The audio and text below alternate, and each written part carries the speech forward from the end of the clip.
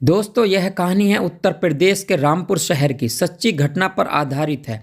सीमा एक बहादुर लड़की पुलिसकर्मी जब एक शक्तिशाली महिला दरोगा उसके बेटे की साजिश का शिकार होती है तो उसकी ज़िंदगी पूरी तरह से बदल जाती है।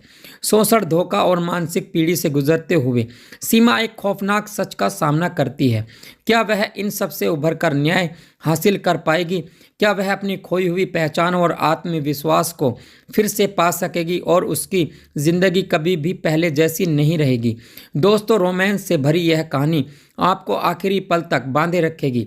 दोस्तों, आप लोगों से बस एक छोटी सी रिक्वेस्ट है। अगर आपने अभी तक हमारे चैनल को सब्सक्राइब नहीं किया तो प्लीज़ चैनल को सब्सक्राइब ज़रूर कर लें और वीडियो को लाइक कर दीजिएगा ताकि मेरा हौसला और भी ज़्यादा बढ़े और मैं आप के लिए नई नई कहानी आपके लिए लाता रहूं। जो हमारे दोस्त इस कहानी को सुन रहे हैं, कृपया अपना नाम और अपनी सिटी का नाम कमेंट में लिख सकते हैं। आने वाली वीडियो में आपका नाम ले सकूं। कहानी शुरू करते हैं।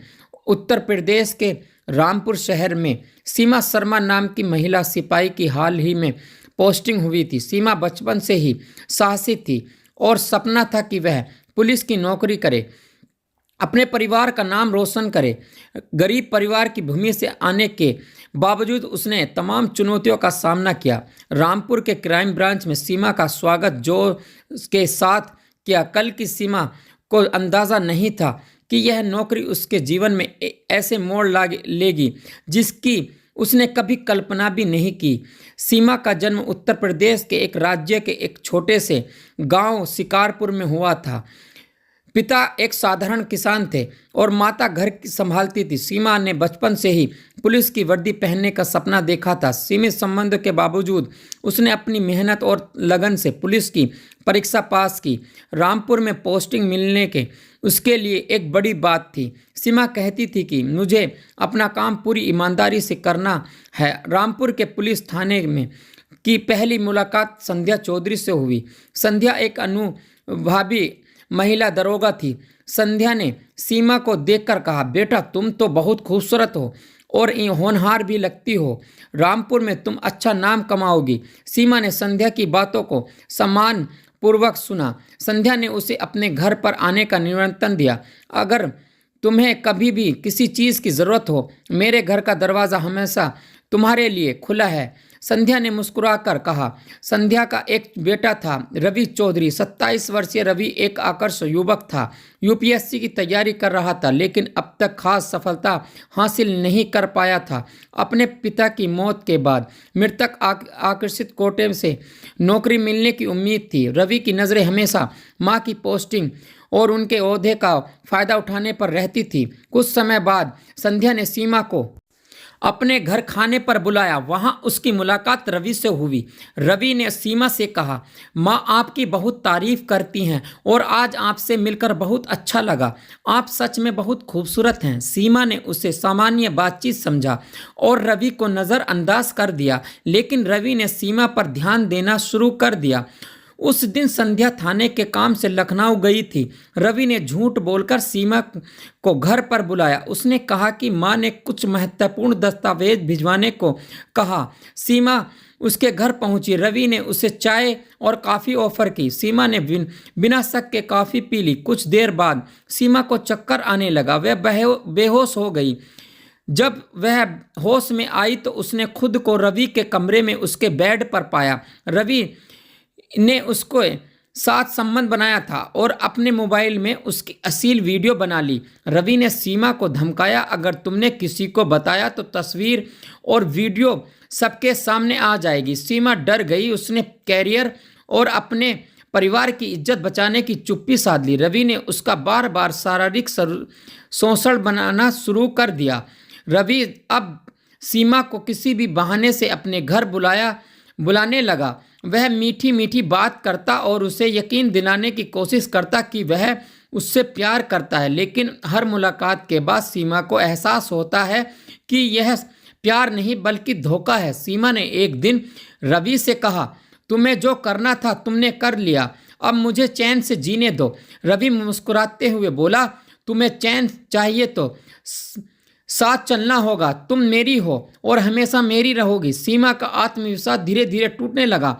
वह थाने में भी सहकर्मियों से दूरी बनाने लगी। उसका प्रदर्शन कमजोर होने लगा और वरिष्ठ अधिकारी उसकी स्थिति पर सवाल उठाने लगे। कुछ महीने बाद सीमा को पता चला कि वह गर्भवती है। यह सुनकर वह और भी परेशान हो गई। उसने रवि को यह खबर दी। रवि ने कहा, तुम्हें चिंता करने की कोई ज़रूरत नहीं, यह बच्चा पैदा नहीं होगा। हमारी शादी अभी नहीं हुई है, लोग क्या कहेंगे। सीमा ने रवि से कहा, तो शादी कब होगी? क्या तुम मुझसे वाकई प्यार करते हो? रवि झूठा भरोसा दिलाते हुए कहा, लेकिन अभी नहीं, जब सही समय आएगा हम शादी करेंगे। फिलहाल बच्चे को जन्म नहीं देना है। रवि ने सीमा को मजबूर किया और उसका गर्भपात करा दिया। सीमा अंदर से टूट चुकी थी। वह जानती थी कि रवि से उम्मीद रखना बेकार है, लेकिन वह कुछ कर भी नहीं पा रही थी। अभी और उसकी माँ संध्या ने सीमा पर धीरे धीरे और बदलाव लाना शुरू कर दिया। संध्या ने सीमा से एक दिन कहा, देखो बेटा, घर का खर्चा तुम्हें भी संभालना होगा। रवि अभी तैयारी भी कर रहा है, आपके पास कोई भी आय नहीं है, तुम्हें यह जिम्मेदारी निभानी होगी। सीमा पहले से ही मानसिक तनाव में थी। संध्या के दबाव और रवि के प्रेम के झूठे दिखावे ने उसे मजबूर कर दिया। तुम बैंक से लोन ले लो, घर के कुछ काम पूरे कराने हैं, तुम्हें मेरी बहू बनना है तो परिवार की मदद करनी होगी। संध्या ने आदेश भरे लहजे में कहा। सीमा ने नौकरी के भरोसे 10 लाख रुपए का लोन लिया। यह इस परिवार का हिस्सा बनने की कीमत है, लेकिन जल्द ही उसे एहसास हुआ कि यह केवल और एक धोखा था। रवि ने वह पैसे अपने हाथ में लिए। सीमा अपनी सैलरी से लोन की किस्तें भरने लगी और उसका खर्चा बढ़ गया और परिवार की मदद करना तो दूर, खुद के लिए पैसा बचाना भी मुश्किल हो गया। कुछ महीने के बाद सीमा को पता चला कि वह फिर से गर्भवती है। इस बार उसने रवि से कहा, अब और मैं गर्भपात नहीं करवाऊंगी, पर तुम मुझसे प्यार करते हो तो शादी करो। रवि ने घबराते हुए कहा, ठीक है, मैं माँ से बात करता हूँ, लेकिन हमें यह चुपचाप करना होगा। रवि की माँ संध्या ने एक सगाई की योजना बनाई। वह सीमा को यकीन दिलाना चाहती थी कि उनकी नीयत सही है। एक मंदिर में सगाई का आयोजन किया गया, जिसमें गरीब लोग शामिल थे। सीमा को इस बात का एहसास नहीं था कि यह सगाई सिर्फ एक दिखावा थी। यह अंगूठी तुम्हारे लिए है, रवि ने सीमा को एक रिंग पहनाते हुए कहा, लेकिन वह रिंग भी सीमा के ही पैसों से खरीदी गई थी। सगाई के कुछ हफ्तों बाद रवि ने फिर से सीमा पर दबाव बनाया कि वह गर्भपात करवा ले। इस बार सीमा ने साफ मना कर दिया। उसने कहा, यह मेरा बच्चा है, इसे मैं जन्म दूंगी। तुम हमेशा बहाने बनाते हो, अब तुम्हारी कोई बात नहीं मानूंगी तो मैं तुम्हारी वीडियो और फोटो वायरल कर दूंगा।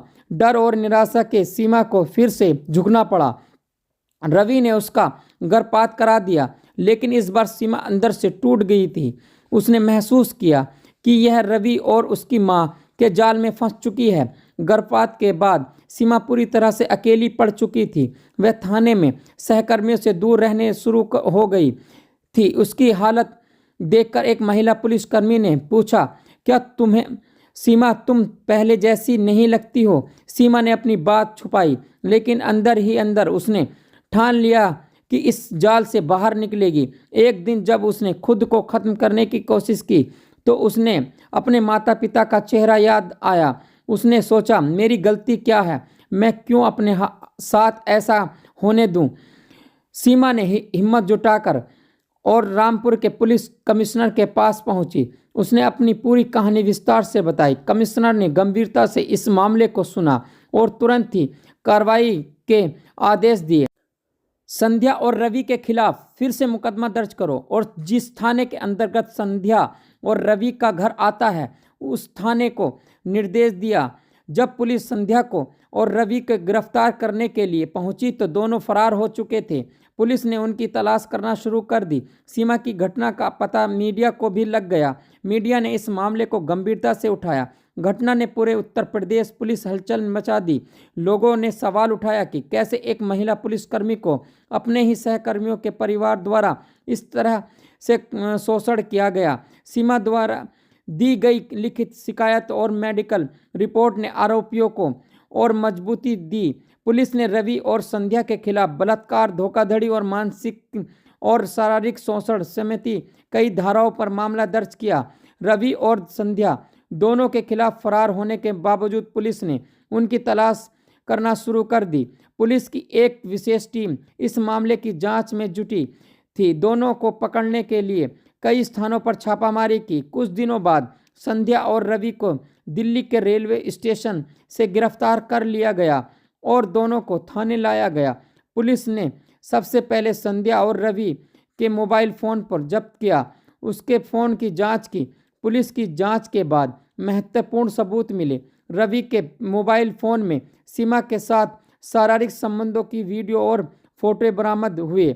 इस सबूत से संध्या और रवि के खिलाफ और भी केस मजबूत हो गया। इसके बाद दोनों को कई धाराओं के तहत कोर्ट ने जेल की सजा सुनाई। इस केस के बाद लोगों ने यह सवाल उठाने लगे कि क्या एक महिला पुलिस अधिकारी इस प्रकार का शोषण सिर्फ इसलिए हुआ क्योंकि यह कमज़ोर थी। यह पुलिस विभाग की अतिरिक्त समस्याओं की निशानी थी। सीमा का गांव लौटना और परिवार का समर्थन। सीमा ने लड़ाई की जीतने के कुछ समय के बाद अपने गांव लौटने का निर्णय लिया ताकि वह अपने परिवार के साथ रह सके।